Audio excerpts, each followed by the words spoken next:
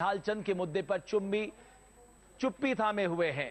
निहाल पर एक महिला ने रेप का आरोप लगा है। अब कांग्रेस इस मसले पर सियासी रोटी सेकने में लगी है, लेकिन अहम सवाल यह है, निहाल चंद मेघवाल क्या इस्तीफा देंगे?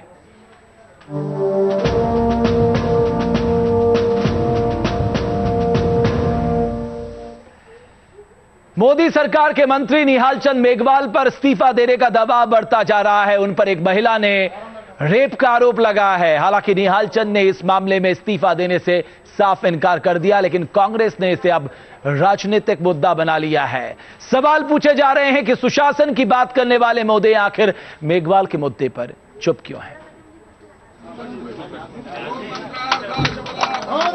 केंद्रीय मंत्री निहाल चंद की बर्खास्तगी की मांग को लेकर बवाल मचा हुआ है। कांग्रेस बीजेपी पर दो तरफा हमले कर रही है। कांग्रेस के बड़े नेता प्रधानमंत्री को उनका वायदा याद दिला रहे हैं, तो कार्यकर्ताओं ने सड़क पर मोर्चा खोल रखा है। निहाल चंद की बर्खास्तगी की मांग के साथ जयपुर में एनएसयूआई के कार्यकर्ता सड़क पर उतर आए। एनएसयूआई के कार्यकर्ता हंगामा करने पर उतारू हो गए। पुलिस ने प्रदर्शन करने से रोका तो छात्र बेकाबू होने लगे और पुलिस वालों के साथ उनकी झड़प शुरू हो गई। अपनी नाराजगी जाहिर करने आए करीब आधा दर्जन छात्रों को पुलिस ने हिरासत में ले लिया।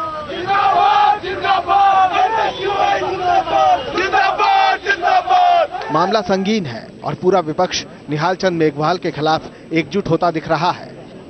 कोई पीएम की चुप्पी पर सवाल उठा रहा है, तो कोई सीधे निहाल चंद को हटाने की मांग कर रहा है।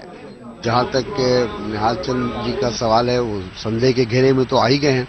जब कोर्ट ने उनको नोटिस दिया है, तो अब तो समय इस बात का था कि प्रधानमंत्री इसमें हस्तक्षेप करते और तुरंत कुछ कार्रवाई करते। तो ये इस तरह से टाल मटोल जो हो रहा है, इससे भारतीय जनता पार्टी की कथनी और करनी में कितना अंतर है, ये जाहिर हो रहा है। तुरंत निहाल चंद का इस्तीफा लेना चाहिए और नहीं तो फिर सरकार अपना अधिकार खो देगी। जो हिंदुस्तान में तमाम रेप केसेस हो रहे हैं, उसमें सरकार की भूमिका पे प्रश्न चिन्ह लग जाएगा। महिला से रेप के आरोपों में घिरे मोदी कैबिनेट में मंत्री निहाल चंद मेघवाल पर इस्तीफे का चौतरफा दबाव बढ़ता जा रहा है, लेकिन निहाल चंद ने अपने पद से इस्तीफा देने से साफ इनकार कर दिया है। मंत्री निहाल चंद के मुताबिक उन्होंने कुछ गलत नहीं किया है, लिहाजा वो इस्तीफा नहीं देंगे। इस्तीफा देने वाले हो क्या? क्यों? मैं क्यों दूंगा? No comments, no comments, no comments, no comments. प्रधानमंत्री ने अपने मंत्रियों के साथ 100 दिन के कामकाज का जो एजेंडा तैयार किया, उसमें महिला सुरक्षा और सशक्तिकरण का मुद्दा सबसे ऊपर है और इसी को अपना हथियार बनाकर विपक्ष सरकार को घेरने में जुटा है। जयपुर से लेकर दिल्ली तक विरोध प्रदर्शन का सिलसिला शुरू हो गया है, लेकिन बीजेपी के नेता फिलहाल खामोश हैं। जयपुर से मनीष भट्टाचार्य के साथ टीम न्यूज नेशन। इससे पहले अपनी चर्चा को आगे बढ़ाएं, अपने मेहमानों का आपसे परिचय कराएं। राष्ट्रपति अभिभाषण में 19 नंबर पैराग्राफ में महिला सुरक्षा को लेकर बीजेपी ने क्या कुछ कहा है, यह बता देना बहुत जरूरी है। देश में महिलाओं के विरुद्ध हिंसा के कुछ जघन्य घटनाएं हुई हैं। सरकार महिलाओं के विरुद्ध हिंसा को बिल्कुल सहन नहीं करेगी, यानी जीरो टॉलरेंस की नीति अपनाई जाएगी। उसके प्रभावी क्रियान्वयन के लिए दांडिक न्याय प्रणाली को समुचित रूप से मजबूत किया जाएगा। यह राष्ट्रपति अभिभाषण में बीजेपी ने कहा है और इस पर चर्चा करने के लिए आज मेरे साथ स्टूडियो में तहसीन पूनावाला साहब हैं, कांग्रेस पार्टी से। बहुत बहुत स्वागत है। श्रीकांत साहब मेरे साथ भारतीय जनता पार्टी से जुड़ेंगे। श्रीकांत साहब, आपका स्वागत है। और मेरे साथ पीड़िता के वकील बीएस यादव साहब भी जुड़े हैं। बीएस यादव साहब, जो फाइनल रिपोर्ट लगाई थी, जब चर्चा हो रही थी, खारिज क्यों गई? आपने ऐसे क्या तथ्य प्रस्तुत किए गए या इन्वेस्टिगेशन में ऐसी क्या खामियां पाई गई जिसके मद्देनजर यह माना गया इस केस में दम है, इसे रीओपन करना चाहिए और इन लोगों को समन करना चाहिए?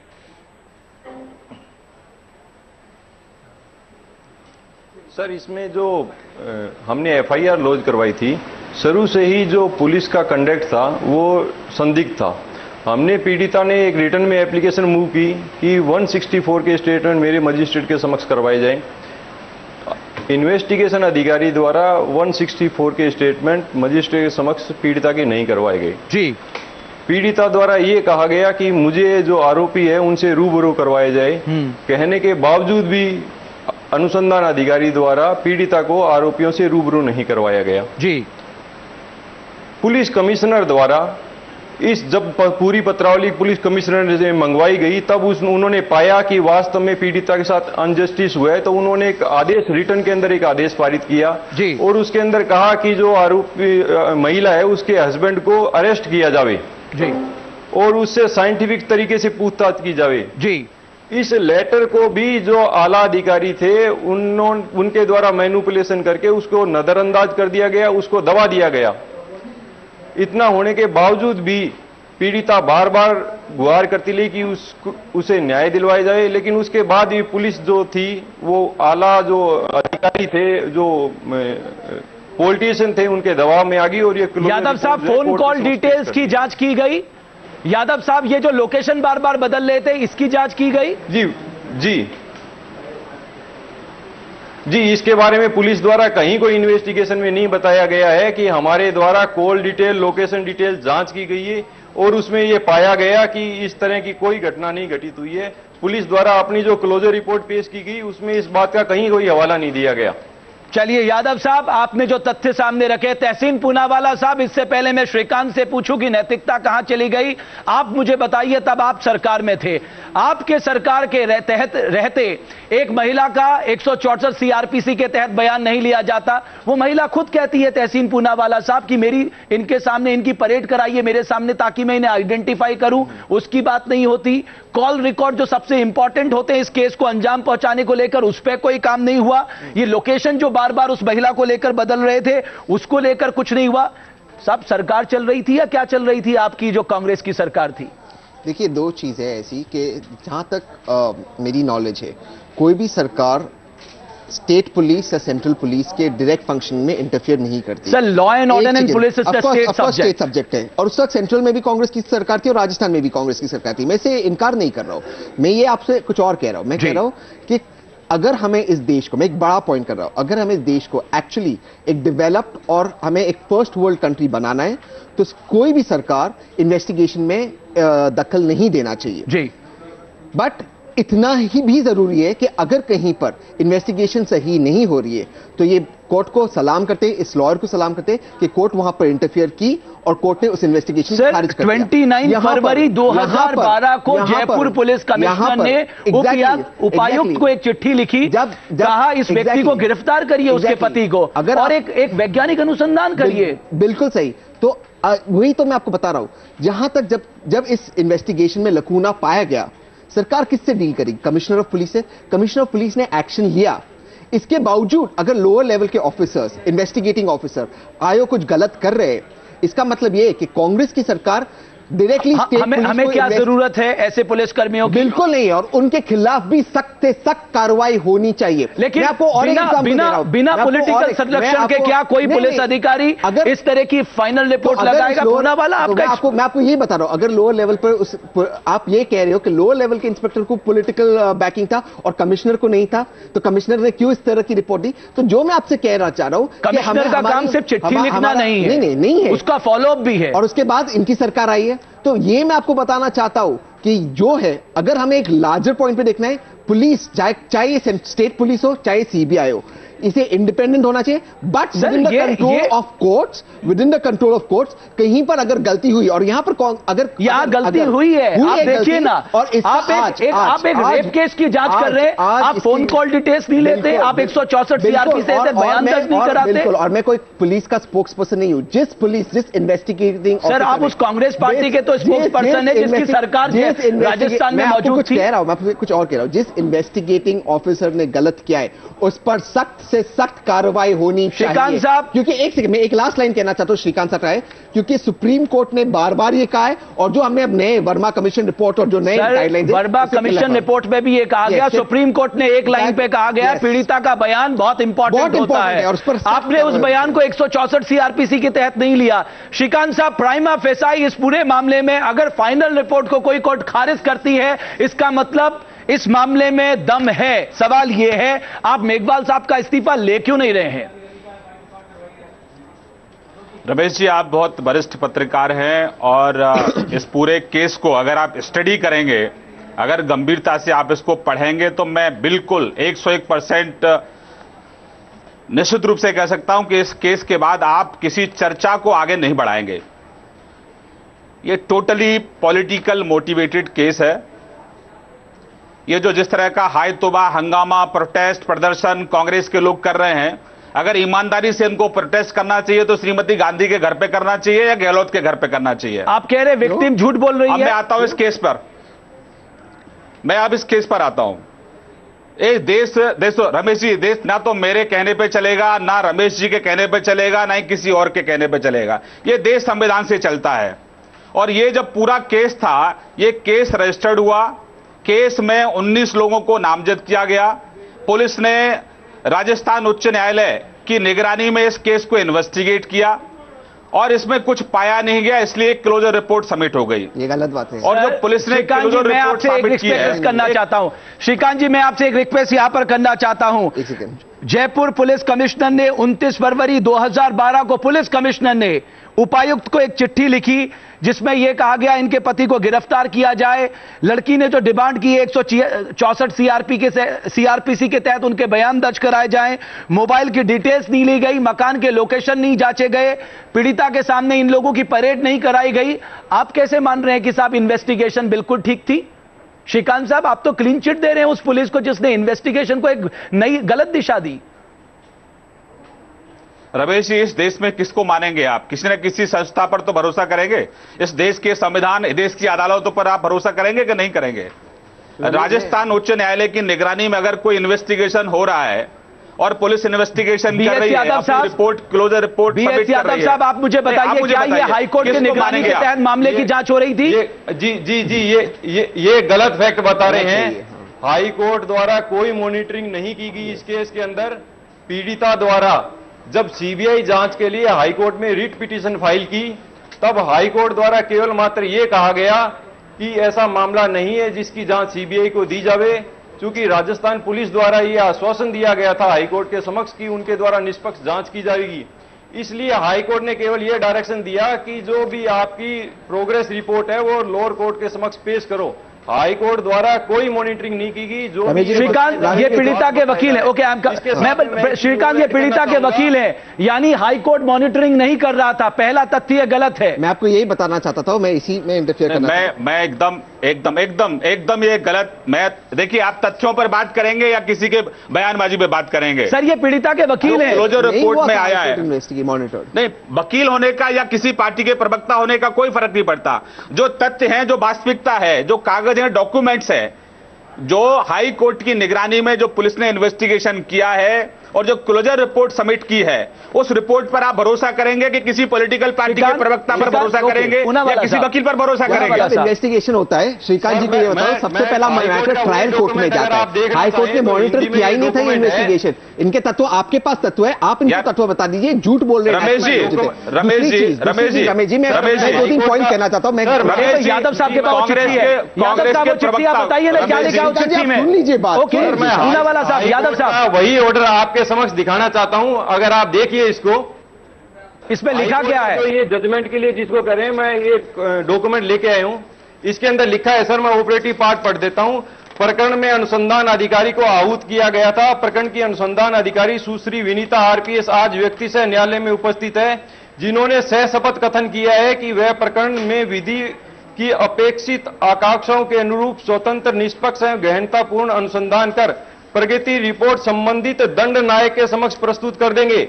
उन्हें निर्देश दिया जाता है कि 15 दिवस के अंदर अनुसंधान की प्रगति रिपोर्ट संबंधित दंड नायक के समक्ष। यादव साहब, मैं समझ गया होता है। यादव साहब, ओके, पूनावाला रिपोर्ट जो भी इन्वेस्टिगेशन की है लोअर कोर्ट के, हाँ जी पूनावाला साहब, मैं आऊंगा। यादव साहब, श्रीकांत जी आपके चैनल पे कह रहे पहला फैक्ट उनका गलत साबित हुआ, उसको छोड़ दीजिए, इस फैक्ट को हम छोड़ देते। दूसरा कह रहे कि आप किस पे भरोसा, यार आप हमको प्रवचन मत दो, यही बात तो हमको प्रवचन मत दो। यही बात तो मैं उनसे कह रहा हूं। मैं उनको नहीं टोकता हूं, आप एंकर हमको बोले, भाषण मत दीजिए। ये बात आज एक कोर्ट ने आज इन्वेस्टिगेशन को, एक कोर्ट ने इन्वेस्टिगेशन को गलत पाया। आपको कोर्ट पे भरोसा नहीं है?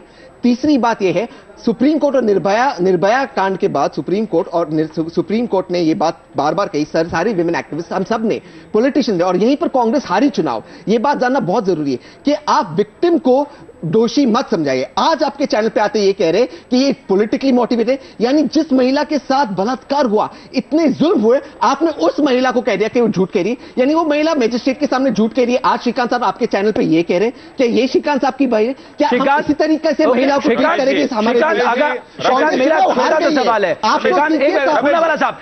श्रीकांत, मेरे एक छोटी सी बात सुन लीजिए, मैं आपको जवाब दीजिएगा।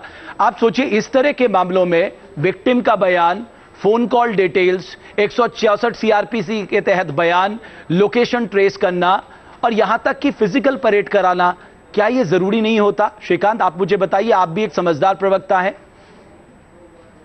निश्चित रूप से होना चाहिए रमेश जी। इसमें गलती किसकी है, फॉल्ट किसका है? ये रमेश जी का फॉल्ट नहीं है, ना ही श्रीकांत शर्मा का फॉल्ट है। आपकी सरकार है, आप भाषण दे रहे हैं टीवी पर आकर, तो गलत हो गई, सरकार हार गई चुनाव। मैं आपसे कह रहा हूं सर, मैं कह रहा हूं आपको, बड़े विनम्रता से कह रहा हूं, राजस्थान में और सेंट्रल में सरकार हार गई। इसलिए हारी क्योंकि ये सारे लुकूना थे सरकार में। आपने वादा किया कि इन चीजों को आप मिटाएंगे। अब एक महिला है जिसके साथ आप मानते हो कि इनजस्टिस हुआ है, क्या आप उस महिला को जस्टिस दोगे? श्रीकांत जी जवाब दीजिए। राष्ट्र तथ्यों पर बात करिए, तथ्यों पर बात करिए, तथ्यों पर बात करिए। तथ्य ये है कि आज आपको अचानक निहाल चंद आज मंत्री बन गए तो कांग्रेस को अचानक सब कुछ याद आ गया। जब वो चुनाव लड़ रहे थे तब आपने उनके खिलाफ प्रोटेस्ट क्यों नहीं किया? प्रोटेस्ट तब नहीं किया जब तक कोर्ट का ऑर्डर नहीं आया। कोर्ट के ऑर्डर आने के बाद प्रोटेस्ट शुरू हुआ। कोर्ट तो कांग्रेस के कंट्रोल में नहीं है साहब, कोर्ट तो कांग्रेस के कंट्रोल में नहीं। जिस दिन निहाल चंद जी बने उस दिन तो कोई प्रोटेस्ट नहीं हुआ। ये ऑर्डर आने के बाद श्रीकांत को जवाब दे लीजिए। श्रीकांत बोलिए। आप सुनने का पेशेंस रखेंगे? आपको जवाब दे रहा हूं। आप सुनने का पेशेंस रखेंगे? श्रीकांत बोलिए ना, मुद्दे पे आइए श्रीकांत। रमेश जी, मैं आपको बताऊं, ये जो महिलाएं, इन्होंने केस रजिस्टर्ड कराया 1/10/11 को अपने ससुराल पक्ष के खिलाफ दहेज उत्पीड़न का। प्लीज महिलाओं पे मत। जब इनका बयान हुआ 164 के खिलाफ, 164 के खिलाफ इनका जब सीआरपीसी में जब इनको बयान दर्ज हुआ तब इन्होंने किसी का नाम नहीं लिया। अच्छा, इनका क्या है कि इन्होंने कई जगह अपने स्टेटमेंट को चेंज किया है जी। और हम और आप जो बात कर रहे हैं वो तथ्यों पर बात करेंगे, हम डॉक्यूमेंट्स पे बात करेंगे सर। क्योंकि ये सब काम पुलिस का इन्वेस्टिगेशन करने का है, ये अदालत का काम है। और आज भी अदालत ने ये जो नोटिस जारी किया है वो इसलिए जारी किया है कि जो 19 लोग हैं उनका पक्ष सुन क्यों ना लिया जाए इस केस को रीओपन करने के लिए। क्योंकि ओम प्रकाश ऊपर के कोर्ट में गए हैं, उनका कहना है कि एडीजी कोर्ट को कहीं ना कहीं ये लोग मैनेज कर सकते हैं। ओके, मैं आ रहा हूं आपके पास, मैं आ रहा हूं आपके पास। बीजेपी के प्रवक्ता कह रहे कोर्ट मैनेज हो रहा है। आप सुनिए, आपके चैनल पे बीजेपी के प्रवक्ता कह रहे कोर्ट मैनेज हो रहा है। ये कोर्ट पे आरोप लगा रहे हैं, ये आपके चैनल पे, ये उस महिला पे आरोप लगा रहे हैं जिसके साथ बलात्कार हुआ है। ये है बीजेपी की सच्चाई। ओके, पूनावाला साहब, बीएस यादव साहब, श्रीकांत आप मेरे साथ बने रहिए। केंद्रीय मंत्री निहाल चंद मेघवाल इस्तीफा देने से इनकार कर रहे हैं, तो दूसरी तरफ पीड़िता ने उन पर जान से मारने की धमकी देने का आरोप भी लगाया है। पीड़िता मामले की सीबीआई जांच की मांग की गुहार कर रही है। केंद्रीय मंत्री निहाल चंद पर रेप का आरोप लगाने वाली महिला यही है। राजस्थान के हनुमानगढ़ की रहने वाली इस महिला की मांग है कि निहाल चंद को उनकी पार्टी से निकाल देना चाहिए। महिला ने पीएम मोदी से मामले में दखल देने की अपील की है। वो मुझे सीबीआई जांच भी दे और निहाल चंद मेघवाल को जल्दी से जल्दी पार्टी से बाहर निकाले। जांच की मांग करते हुए महिला ने दावा किया है कि वो इस मामले में राजस्थान की मुख्यमंत्री वसुंधरा राजे से भी बात करेगी। हालांकि महिला के बयान से ये साफ नहीं होता कि वो अपने लिए न्याय मांगने के बजाय निहाल चंद को पार्टी से निकालने की बात क्यों कर रही है। मैं वहां पे जाके वसुंधरा राजे जी से अपनी बात कहूंगी और उनसे अपील करूंगी कि वो मुझे सीबीआई जांच भी दे और निहाल चंद मेघवाल को जल्दी से जल्दी पार्टी से बाहर निकाले। जानकारी के मुताबिक जिस महिला ने निहाल चंद पर रेप का आरोप लगाया है वो हरियाणा की रहने वाली है। 2010 में उसकी शादी हुई थी। इसके बाद वो राजस्थान के हनुमानगढ़ आ गई। पीड़ित महिला ने साल 2011 में अपने पति केंद्रीय मंत्री मेघवाल और 16 दूसरे लोगों पर यौन शोषण का आरोप लगाते हुए एफआईआर दर्ज कराई। जांच के बाद पुलिस ने आरोपों को झूठा और मनगढ़ंत बताया और साल 2012 में मामला बंद कर दिया। इसके बाद पीड़िता ने 28 जनवरी को कोर्ट में मामला बंद करने को चुनौती दी। इस अपील पर कोर्ट ने पिछले गुरुवार को सभी 17 आरोपियों को नोटिस जारी कर 20 अगस्त तक जवाब देने को कहा। हाँ जी, मैं सिरसा एसपी और जयपुर एसपी से मांग करती हूँ कि मुझे सुरक्षा दी जाए और मैं नरेंद्र मोदी जी से आपके तहत भी अपील कर रही हूँ कि मुझे 2 मिनट का अगर उन्होंने वक्त दिया तो मैं तुरंत उनसे मिलकर अपनी बात कहना चाहूंगी। इस घटना के सामने आने के बाद निहाल चंद पर इस्तीफे का दबाव बढ़ गया है। मामले ने सियासी रंग भी पकड़ लिया है। हैरानी की बात यह है कि महिला ने निहाल चंद समेत जिन 18 लोगों पर आरोप लगाया है उसमें उसका पति भी शामिल है। Team News Nation. BS Yadav साहब, ऐसा क्या हुआ कि पुलिस ने, अगर आप कह रहे कि इन्वेस्टिगेशन सही से नहीं की, तो पुलिस के ऊपर किसका दबाव था और जज को आपने कैसे कन्विंस किया कि इस मामले में जो इन्वेस्टिगेशन हुई है ये इन्वेस्टिगेशन सही नहीं हुई है?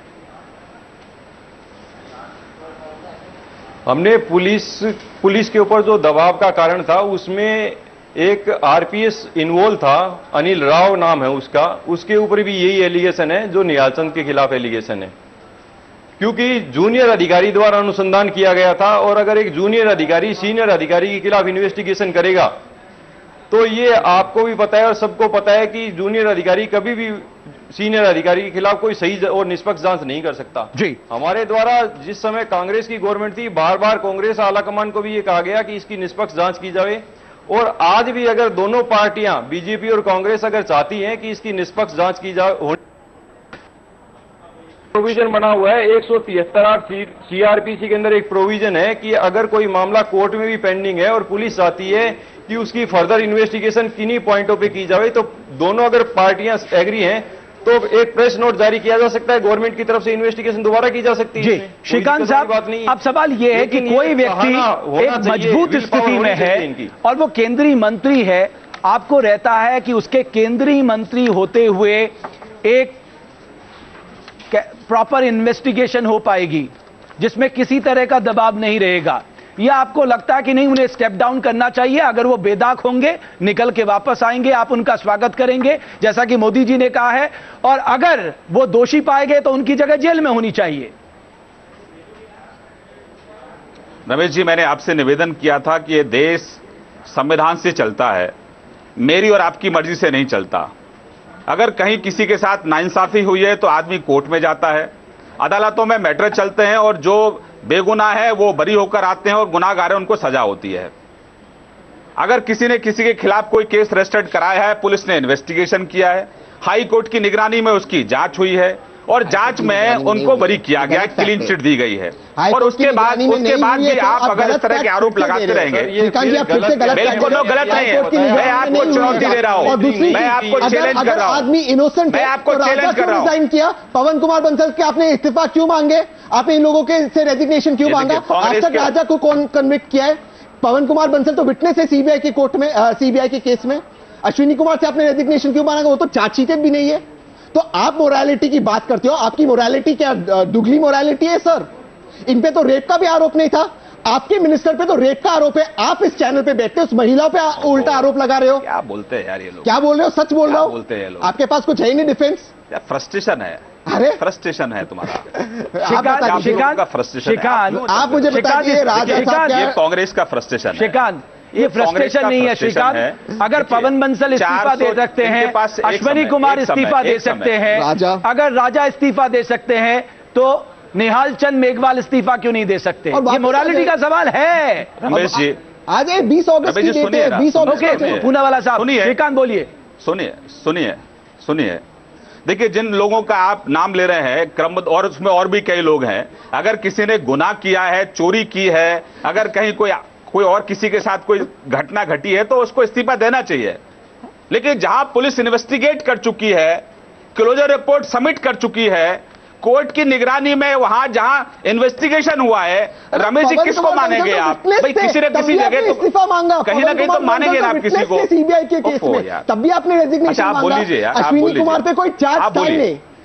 आप बोलिए, आप ही का मैं लॉजिक आपको बता रहा हूं। बोलते रहिए। मेरे पास समय समाप्त हो गया है, मेरे पास समय समाप्त हो गया। ये तय करना श्रीकांत आपको कि मेघवाल बने रहेंगे या आप इस कानूनी लड़ाई को, जैसा कि मेघवाल साहब कह रहे, आगे बढ़ाएंगे, इस्तीफा नहीं देंगे। आप तीनों का बहुत बहुत शुक्रिया। और आगे हम आपको दिखाएंगे इराक में फंसे भारतीयों के परिवार वालों की सरकार से क्या गुहार है।